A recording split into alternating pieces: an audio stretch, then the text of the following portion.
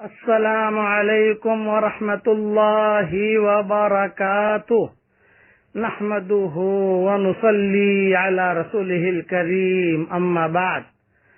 آج کا سبق سن لیجئے، سبق نمبر 1077۔ یہ بہت اہم سبق ہے، ایمان کا یہ سبق ہے۔ بچوں کی تربیت کے سلسلے میں روزانہ اپنے بچوں کو گھر میں یہ سبق دیا کریں کہ پالنے والا اللہ ہے۔ یہ اللہ کی جتنی صفات ہیں ان سب میں سب سے زیادہ مشکل صفت جو انسان کے دل کے اندر آتی ہے وہ رب ہونا۔ کوئی بھی آدمی یہ نہیں کہتا کہ چاند میں نے بنایا، کوئی آدمی بھی یہ نہیں کہتا کہ سورج میں نے بنایا، کوئی آدمی یہ نہیں کہتا کہ آسمان میں نے بنایا، کہہ بھی نہیں سکتا۔ لیکن جہاں روزی روٹی کا مسئلہ آتا ہے اس کے اندر آدمی کہتا ہے کہ ہاں روزی تو اللہ دیتا ہے لیکن میں بھی محنت کرتا ہوں۔ بس یہ جو میں بھی کا جملہ ہے یہاں جا کر یقین ٹوٹتا ہے۔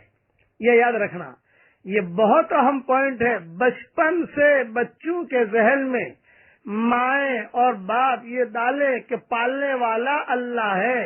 یہ زبردست امتحان ہے۔ اسی لیے اللہ تعالیٰ نے پہلا سبق جو قرآن میں شروع کیا ہے الحمدللہ رب العالمین کہا ہے، رب، اور آخری سبق جو قرآن میں دیا ہے قل اعوذ برب الناس، رب۔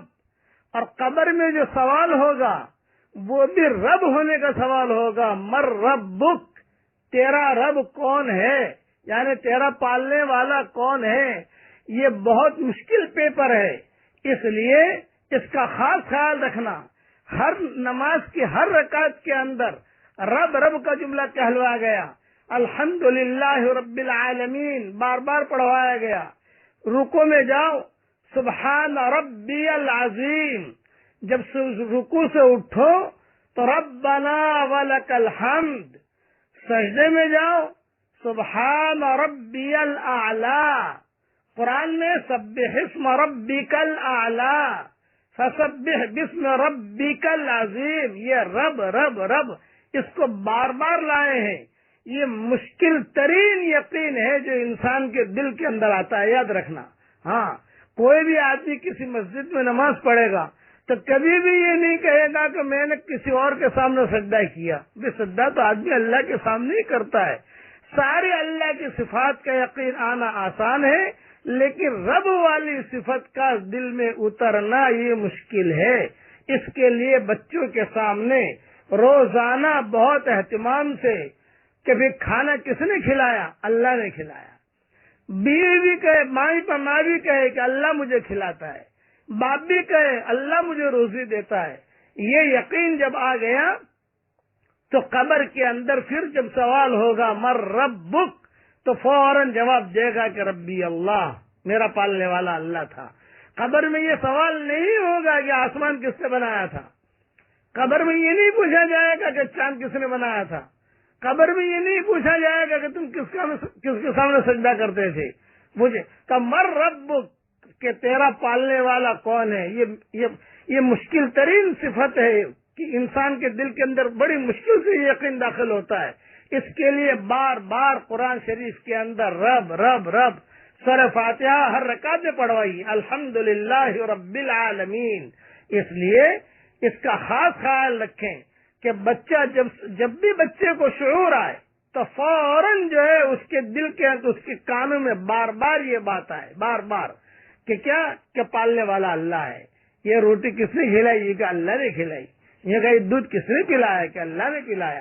جب اتنا بار بار کہو گے تو ماں کے دل میں بھی یقین اترے گا۔ ماں کے دل میں یہ نہیں آئے گا کہ میرا شوہر مجھے پال رہا ہے، اور شوہر کے دل میں یہ نہیں آئے گا کہ میری دکان مجھے پال رہی ہے۔ میں تو ایک بات کہتا ہوں کہ دکان مخلوق اور دکان پر بیٹھنے والا وہ بھی مخلوق، دکان محتاج، دکان پر بیٹھنے والا بھی محتاج۔ جب دو محتاج جمع ہوتے ہیں تو ضرورت پوری نہیں ہوتی بلکہ ضرورت اور بڑھ جاتی ہے۔ اندھا کسی اندھے سے کہے چل تجھے راستہ دکھاؤں، لنگڑا کسی لنگڑے سے کہے میرے کندھے پر بیٹھ تیری منزل تک پہنچاؤں، ارے تو خود تو اندھا ہے، تو مجھے کیا راستہ دکھائے گا؟ تو خود تو لنگڑا ہے، تو مجھے منزل پر کیا پہنچائے گا؟ یہ یاد رکھنا، یہ رب والا یقین کا آنا یہ بہت بہت ضروری ہے۔ اس لیے بچوں کی تربیت میں اس کا خاص خیال رکھیں کہ روزانہ بچے کے کان میں کہ یہ روٹی کس نے کھلائی بیٹا؟ میں کہا اللہ نے کھلائی۔ یہ پھل کس نے بنائے؟ اللہ نے بنائے۔ یہ دودھ کس نے پلایا؟ اللہ نے پلایا۔ اللہ تعالیٰ یہ رب والا یقین ہم سب کے دل کے اندر اللہ تعالیٰ پیدا فرما دے۔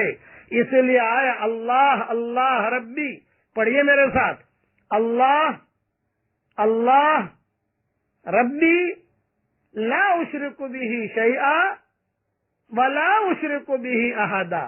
حضور صلی اللہ علیہ وسلم اپنے خاندان والوں میں جب کوئی نامناسب حالات آتے تھے تو یہ پڑھواتے تھے۔ یہ صحیح حدیثوں میں آتا ہے، پہلے میں سبق بھی دے چکا ہوں، حوالے بھی دے چکا ہوں۔